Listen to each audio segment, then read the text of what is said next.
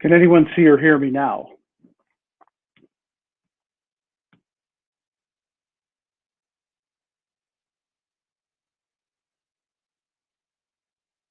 Can you hear me?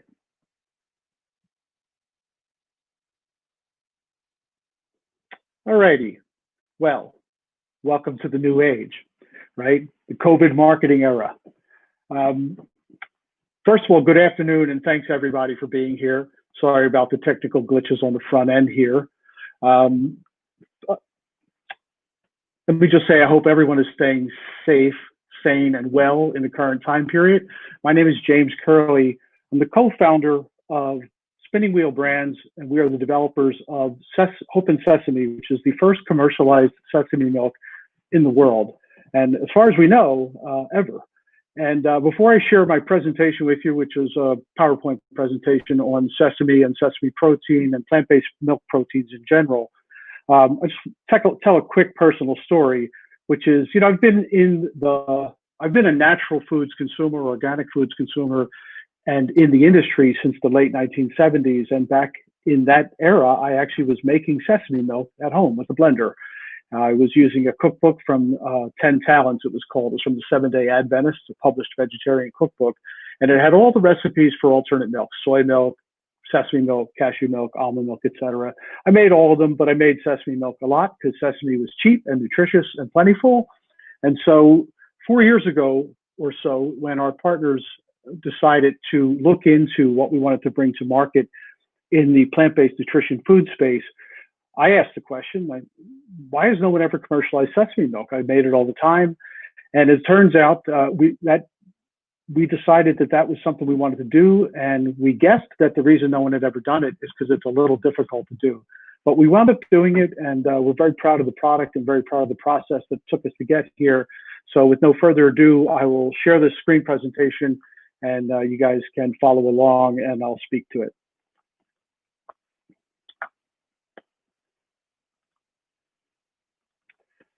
So just let me know when you can see the screen called Hiding in Plain Sight. And I'll go ahead and start. Looks like I can see it, so I'm going to assume that everyone else can see it. So the reason I called this Hiding in Plain Sight is basically because sesame is ubiquitous. It's, it's everywhere. It's on the top of every McDonald's hamburger bun. It's on Italian bread when you buy it at the grocery store. People use it in Japanese food. It's sprinkled as a condiment. So sesame is everywhere. It's a big part of cuisine around the world. And yet it's a power-packed nutrition product that we feel doesn't get the respect it deserves. So we decided to bring sesame milk to market. So I call it a sustainable superfood that's hiding in plain sight. So sesame is a crop that's been grown around the world for over 4,000 years. It's a legacy human crop. It's notable for its ability to grow under drought conditions. In sub-Saharan Africa and other parts of the world, including the American South, it's often grown where cotton is grown. And that's the reason for that is sesame can grow and prosper in about 105 to 120 days. And so it makes a great rotation crop with cotton. Cotton is a high extraction product. It takes a lot of nutrients out of the soil. And it turns out that sesame is an excellent crop to put those nutrients back in the soil in rotation with cotton. So it grows in hot conditions around the world. Those attributes make sesame a candidate for what's called low input sustainable food systems. And what that means is it's a crop that doesn't require pesticides, herbicides, or a lot of inputs, including even water. It grows sort of like a weed, and it's easy to grow. It's cheap to grow. And for subsistence farmers in the world, it's a cash crop that doesn't cost a lot of money. And so it's an excellent candidate. It's very hardy. It grows easily and well, but it's also very, very nutritious. And despite being deeply nutritious and sustainable, it's often seen, as I mentioned, primarily as a condiment, right? As a topping on a bread. Sesame oil is both a cooking oil. Sesame oil is used in cosmetics. It's used in Ayurvedic medicine. And sesame is present in virtually every cuisine around the globe. So you asked the question, or I'll ask it for you, do people need another plant-based milk? I mean, plant-based milk consumption is growing rapidly around the world, and there are many kinds of plant-based milks, as you've probably seen. But when we began to look at the available products in plant-based milks, we were surprised to discover the following about most of the popular plant-based milks in the market. So most are actually low nutrition. They're mostly water. For example, almond milk, a lot of people don't know this, but most almond milks have 1 gram of protein per 8-ounce serving of almond milk, as opposed to dairy milk, which is meant to be a replacement for, and dairy milk has 8 grams of protein per 8-ounce serving, or 1 gram per ounce, and is actually the nutritional standard for milks. So also, most plant-based milks have many allergens or contain major allergens. So tree nuts, soy, there's a peanut milk. So most of the tree nuts, are an allergy problem. Most of the plant-based milks are poor consistency. They tend to be thin or watery. They don't perform well like milk in typical applications like cereal or just drinking as a beverage or as chocolate milk. And it's because they don't contain a lot of nutritious content. So they're mostly water, therefore they're thin. They're also not very sustainable in the food chain. So almonds require vast amounts of water. You can read about this all over the internet, and require 5 to 7 years of that water before the first harvest. So almond trees take 5 to 7 years before the first fruit and require a lot of water. They're also harmful to pollinators. So, almond trees have to be pollinated every year for the crop to come in, and bees are trucked from around the country, and roughly about half of the pollinator population that's used to pollinate almonds dies off every year. And it's causing an issue, and you can read about that widely as well. None of this is a secret. Soy is an intensely farmed monoculture crop that's responsible for soil erosion and agricultural runoff. And oats are also intensely farmed with similar issues to soy, the way wheat and other grains are similar. So why did we create sesame milk? So as I mentioned, sesame milk is a global commodity. It's grown worldwide. It's consumed worldwide in lots of applications. It's easy to grow even in arid climates. And by the way, in terms of questions that you're asking, I will read them at the end of the presentation and answer them all verbally, which was the request that was made of me. So Kathleen, I saw your question about the San Francisco Bay Area. The short answer is no, but in general, I'll be answering questions later. So it's a well-known flavor profile, right? It's got a pleasant nutty taste in line with popular nut milk taste profiles. It's available widely, and it grows in about 110 days from seed to harvest, which nut trees, as I mentioned, take 5 to 7 years to fruit. Sesame really is a nutritional powerhouse. It's rich in protein, it's rich in minerals, including calcium and iron, so we call it a super seed. It's not a top 8 allergen, but to be clear, sesame is an allergen, as most of you probably know. It's just not as widely pervasive as dairy, tree nut, soy, or peanut allergies, et cetera. So with that all in mind, with a highly sustainable crop, highly nutritious crop to try and make a milk from, we set out to make a truly nutritious sesame milk. So let me talk a little bit more about sustainability and protein. So almond milk, which is 60% of the sales of plant-based milk in the United States, at least, contains 1 gram of protein per 8-ounce cup, as I mentioned. So that means in the real world, as you go to the grocery store and you take products off the shelf and put them in your shopping cart, it takes 8 truckloads of almond milk to deliver the equivalent of 1 truckload of sesame milk in protein. So why does this matter? Well, the total carbon footprint of a food product includes agriculture, processing, packaging, and transport being the trucks I just mentioned. So delivering milk with 1/8 of the normal protein levels of dairy milk creates a much larger carbon footprint than is desirable. As it is, we're trying to reduce carbon footprint and find ways to bring that down, alternate fuels and all kinds of things. And almond milk is you're delivering basically water instead of nutrition. And it's not an indictment just of almond milk, though. It's an indictment, so to speak, of plant-based milks in general, which opt for low protein and low nutrition, in my view and our view as a company. So in addition to sesame being a highly sustainable crop, sesame milk actually offers what we consider best-in-class carbon footprint for protein delivered to market. So then the question is, do people care about protein in plant-based milk? And there's a market research firm known as Mintel who asked the simple question, what would encourage Americans to drink plant-based milk or to drink more plant-based milk if they already do? And 30% of the respondents said extra protein. And those are people probably already using plant-based milk and understanding that they were pretty low in protein. So we knew there was an audience for this. And in my personal background, I spent many years working for one of the largest plant-based meat companies back in the day. And we knew that there was a market. Most of our products were quite high in protein and quite high in what we call complete protein or complementary protein, which leads me to that conversation. So you may know this, so I apologize if I'm telling you things you already know, but not all protein is the same. All proteins are not created equal, and the FDA and the USDA have specific guidelines for listing protein on packaged food labels and making claims.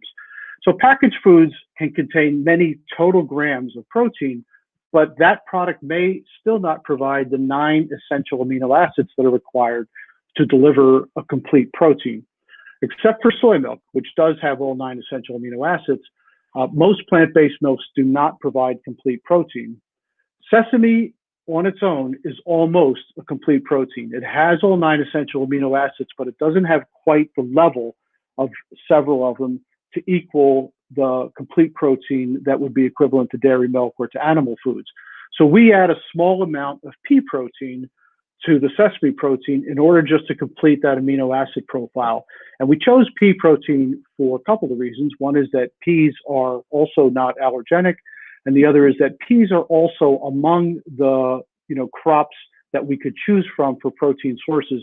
Peas are also quite sustainable. They use more water than sesame, but yellow peas, yellow split peas, which is what those pea proteins are made from, are a very sustainable crop compared to things like soy, and especially compared to things like almonds. So that little protein closer look you see on the other side, that's actually from the FDA website, and you can go look this up. But basically, it explains the difference between complete proteins, incomplete proteins, and complementary proteins. Complete proteins are listed there: animal foods, dairy products, eggs, meats, poultry, seafood, and soy happens to be a complete protein source. Incomplete proteins are most plant foods: beans, peas, grains, nuts, seeds, vegetables. Means they contain some amino acids, but not all of them. And then complementary proteins are something that, when I became a vegetarian in the 1970s, I learned very quickly that rice and beans are a complementary protein and provide all of those essential amino acids. Cultures around the world that consume less meat than Western cultures have always been combining rice with dal, rice and beans, things like that. So what we did in our sesame protein development was we looked for the gap in the amino acid profile of sesame, which wasn't much, and we added just enough pea protein to fill out that amino acid profile and create a complete protein. So that means, unlike every other plant-based milk that we're aware of, we can actually say sesame milk is a good source of protein legally, as defined by the FDA, which means somewhere between 10 and 19% of your recommended daily value of complete protein. There's also something called a high source of protein, the FDA, which is over 20%. So we qualify as a good source of protein by providing better than 10% of the protein required in a complete format. So just real quickly, sesame milk versus other plant-based milks, just some quick notes that are, to flesh out what I'm saying here. Pea protein is an incomplete protein on its own. It does not contain a complete amino acid profile. On their own, milks made from yellow peas don't contain all 9 essential amino acids and cannot make a good source of protein claim on the front of the package, regardless of the level of protein. The most popular pea-based milk on the market does have 8 grams of protein per serving like we do, but it's not complete. Versus soy milk, soy is the only other non-dairy milk I mentioned that can make the claim for a good source of protein, but soy has been on the decline for many years due to allergy concerns, for one, and also consumers' perceived concerns about phytoestrogens present in soy that may impact human health negatively. That's controversial, but it is true that consumers do avoid soy and it is declining. Versus oat milk, we have 2 to 3 times the level of protein. Also, oats do not contain a complete protein. The FDA, by the way, now requires that sugars present in oat milk be listed as added sugars on the nutrition facts panel because they're created through a hydrolysis process using an enzyme. And when the starch in the oats is broken down, it actually turns into sugar, and they now have to call them added sugars.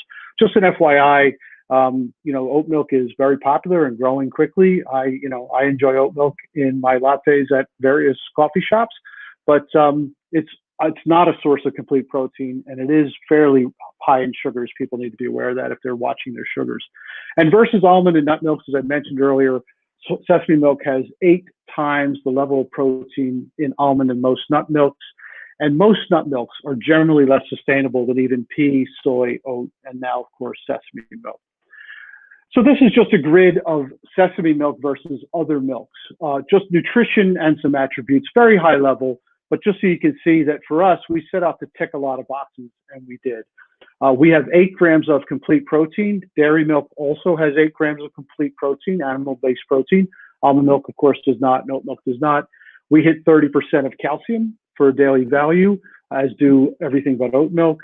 We have 50% of the vitamin D available to in our product. Typically, it's 25% in most other milks. Our unsweetened product has 0 grams of sugar or added sugars, as does almond milk. Dairy milk, of course, has lactose, and oat milk now has to list their sugars, which is what I mentioned earlier. And of course, we're free of the top 8 allergens, as I mentioned. And then sesame milk is highly sustainable. Oats are as well. Low carbon footprint, so are oats. Positive agricultural impact. Oats are actually positive in general in the agricultural cycle. And sesame milk is pollinator friendly. That doesn't apply to dairy milk. Almond milk is not pollinator friendly, and oat milk is also pollinator friendly. So just some high level attributes and worth noting about, part of the reason that we brought this product to market. This is just a little sort of visual grid of where we think we fall in as you're thinking about your choices in plant-based milk or milks in general. So we made just basically a quadrant that said, if you're looking for high nutrition and you're looking for high sustainability, we want to be the most nutritious, most sustainable product out there. And, close to us are soy milk and pea milk. Oat milk is sort of middle of the road on the nutrition side, and you can see others that basically fall into what we consider relatively low nutrition. But then over on the low sustainability side, you've got dairy milk, which is high nutrition, but dairy milk has many sustainability issues, and of course cashew milk, almond milk, et cetera. So this is just meant to give people an indication of our direction and why we think sesame milk is a really breakthrough kind of food product for plant-based milk users and consumers in general. So here's the other thing that is worth noting. So protein-packed sesame milk is actually a bargain when you purchase it. And so what I mean by that is if almond milk, et cetera, are mostly water, then you're purchasing mostly water and you're not buying nutrition. So we did a little analysis of almond milks versus sesame milk. And so you can see here, for instance, in the shelf-stable variety, and I used a USDA organic product similar to ours because our product in shelf-stable is also USDA organic. And that's $3.99 for a liter. And the price per gram of protein is $1 because there's 4 grams of protein in a liter and it costs $4. On our product, which is $4.99 to $5.99, which is more expensive per liter, but the price per gram of protein is only 15 to 18 cents. So we're delivering bargain nutrition and really packing that product for a little bit more ring through the cash register. And as you go to refrigerated non-dairy milk, we chose a 64-ounce almond milk that's very popular, and that sells for $2.99 to $3.99. So the price per gram of protein is 37 to 50 cents. And our product, which is 48 ounces and $4.99, is essentially 10 cents an ounce for protein. So you go to the store, you shop, and you think, wow, this is expensive. This is $5 for 48 ounces. But the question you have to ask yourself is, what am I buying with my $5? And in our case, you're buying 8 grams of protein per cup. And we are a little more expensive, but truly at the end of the day, in a nutrition sense, it's a bargain. That's the basic story behind the brand and the reason we chose Sesame and the reason we chose to develop sesame milk for the consumer market and frankly for ourselves. We make a 48-ounce refrigerated non-GMO sesame milk. It's not organic, but it is non-GMO in 3 flavors: original, unsweetened, and unsweetened vanilla. And those currently are available at Sprouts markets across the United States. This is a new product for us, just launched in February of 2020. So we're just rolling this out to the retail market. And because it's refrigerated, obviously it's hard to purchase online. But we are getting into retail stores slowly and hoping to build that business across the country as we develop the brand. Our shelf-stable sesame milk comes in 5 flavors: original, chocolate, vanilla, unsweetened, and chocolate hazelnut. Our chocolate hazelnut, by the way, just won a major industry award as best new plant-based milk. It's delicious and crazy good.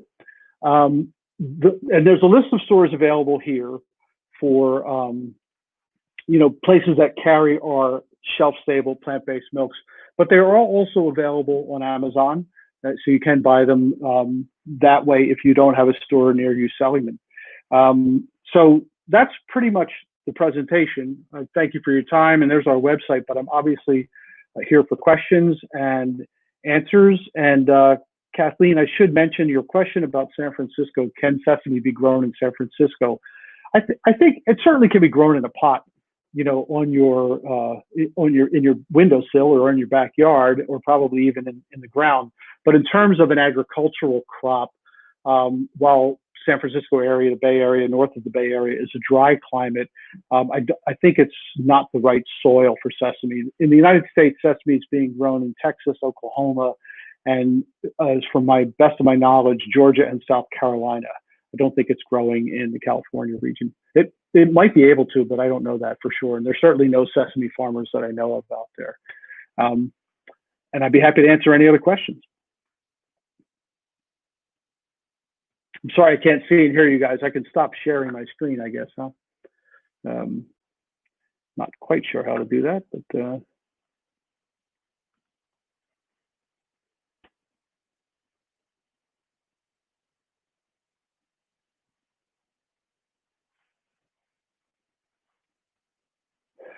we do.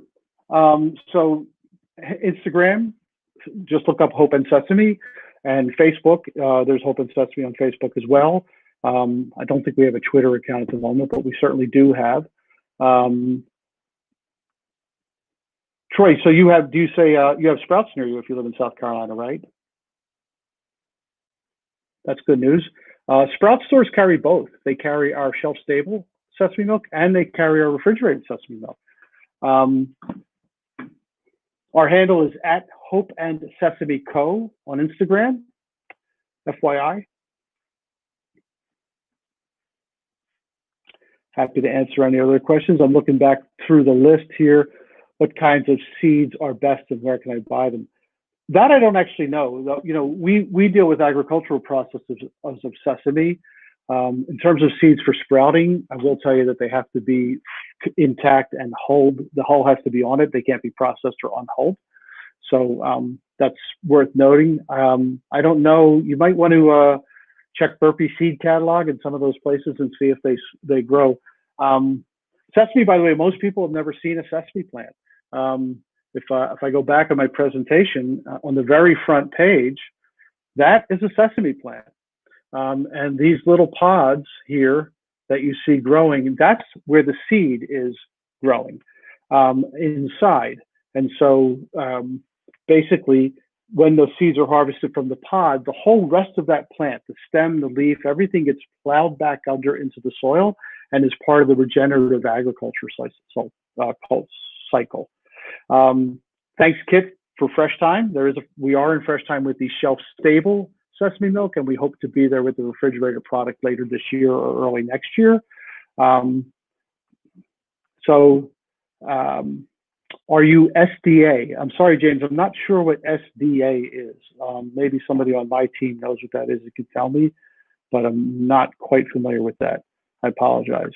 By the way, on Amazon, you could use a 25 sesame as a discount code and get a 25% discount for trying Hope and Sesame on Amazon.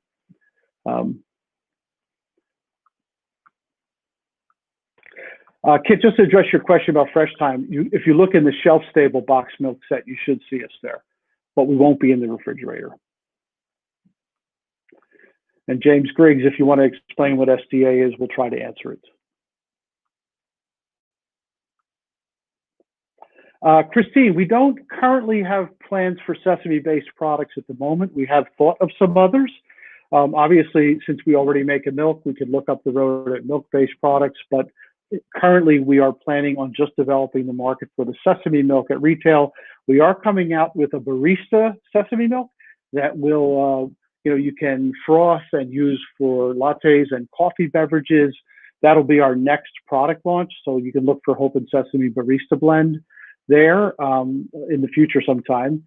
But that's up the road, perhaps maybe creamers, perhaps maybe other products. But right now it's milk and barista milk.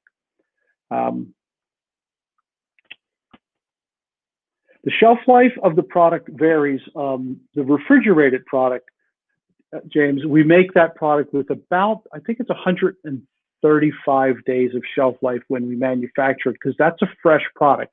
That product has to stay refrigerated. It goes into the refrigerated coolers in the supermarkets. And then the shelf-stable product, we manufacture that with a 1-year shelf life, and it sits on the shelf and it's perfectly good through that shelf life. That's an aseptic package, like the way other other plant-based milks are packaged the same way, so that they stay safe on the shelf. So to correct myself, it's 150 days on refrigerated plant-based milk. Let me look for see if I can read other questions. Give me a second.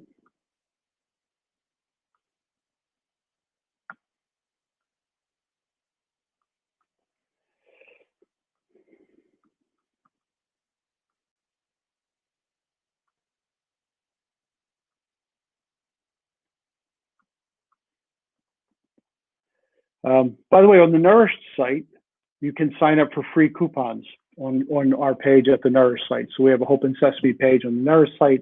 Please feel free to sign up there for some coupons.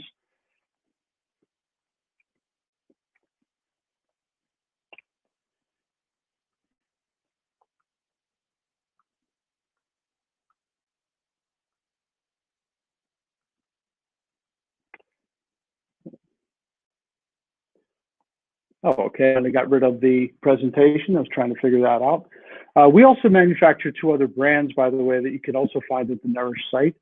We make a snack chip from peas called Mosaics, and those are a vegetable-forward snack product that are gluten-free, non-GMO, free of the top 8 allergens, also vegan, like our products. And then we have a product brand called Vegicopia, where we make shelf-stable hummus products and snacking olives. So, well, thank you, Jennifer. I appreciate the kind words.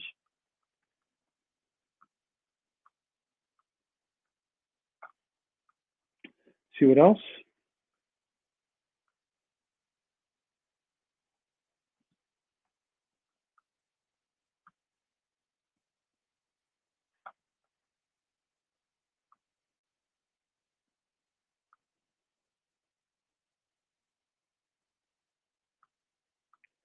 It's a lot of stuff to read through.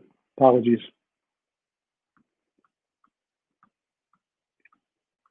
Are there any other questions before we wrap it up? I appreciate your time this afternoon. I'll give it a few more minutes to see.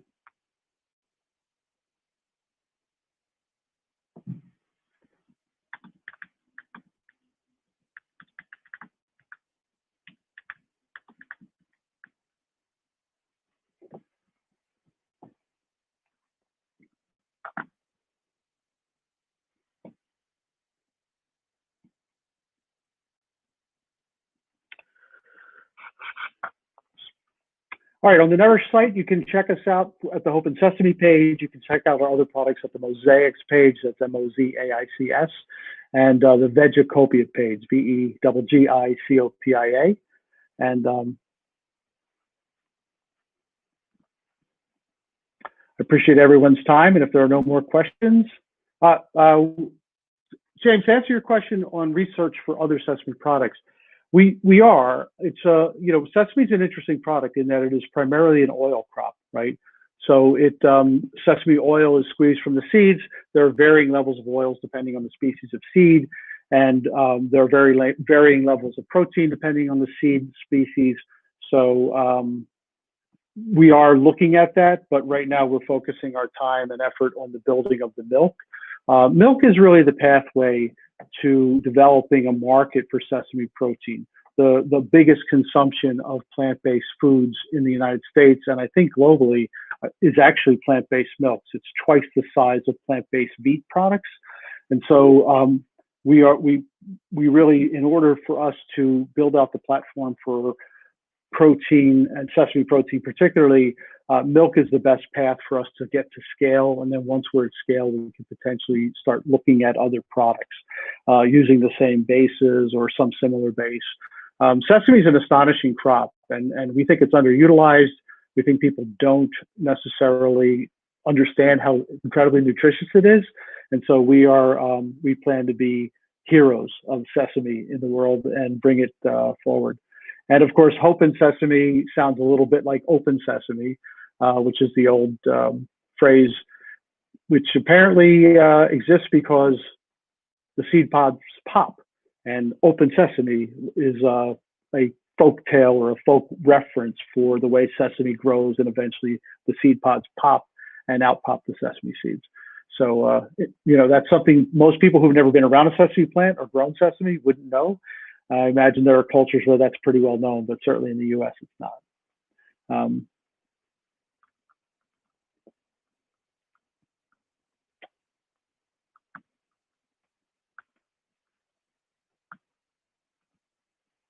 Thanks, Troy. We are not currently working on isolates or those kinds of products that would be sort of on the nutritional supplement side of our industry, so to speak. That may be a possibility up the road, but at the moment, that we're currently not doing that. James Griggs, I don't know the answer to that question. I don't know why that would be the case. I think you're thinking about poppy seeds, where people might test positive for analogs that are similar to poppy-based heroin drugs or those kinds of things. I don't think sesame has that characteristic. I've never heard that in all the years I've been associated with it. So my guess is no to your question, but I can't give you a definitive response there. I think it's highly unlikely, frankly. And poppy seeds are also on the top of bread. So I've always heard that you have to be a little careful about that.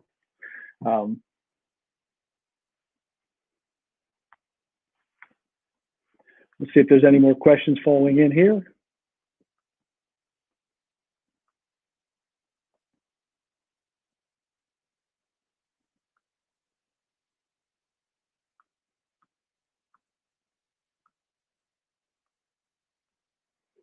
Give it a few more minutes and see if anybody has any additional questions. I will have a bit of water.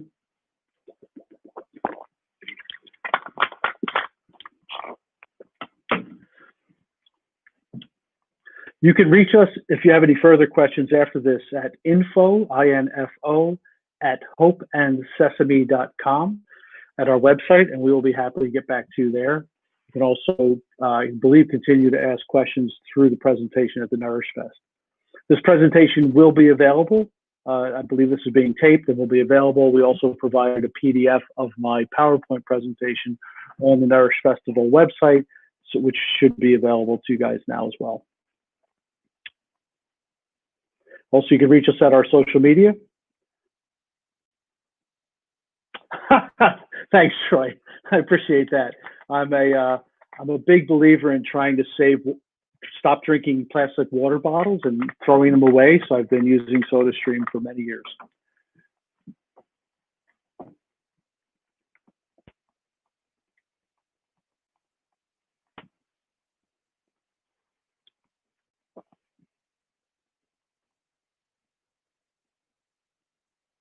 Thanks, Angela. Angela just confirmed that the PDF is on the page. So our page here for this event, you can get the PDF right here.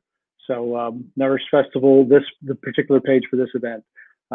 which is called Hiding in Plain Sight, Sesame and Plant-Based Protein.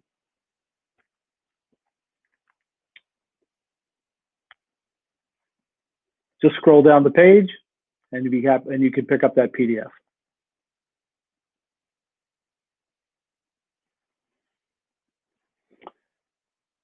Please feel free to contact us, honestly, at info@hopeandsesame.com. We'll be happy to answer any additional questions. And please friend us, please like us, please follow us on Instagram and Facebook.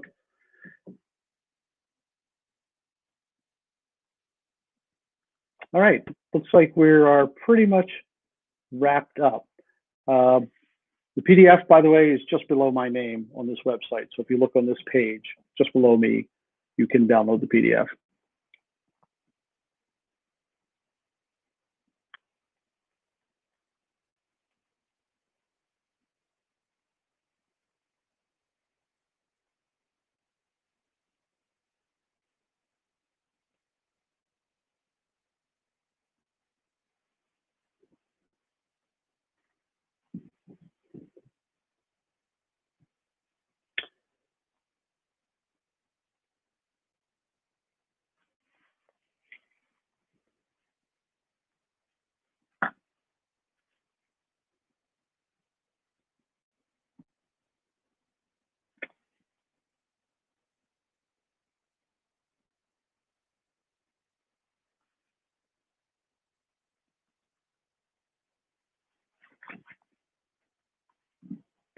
All right, it seems like the questions have run out.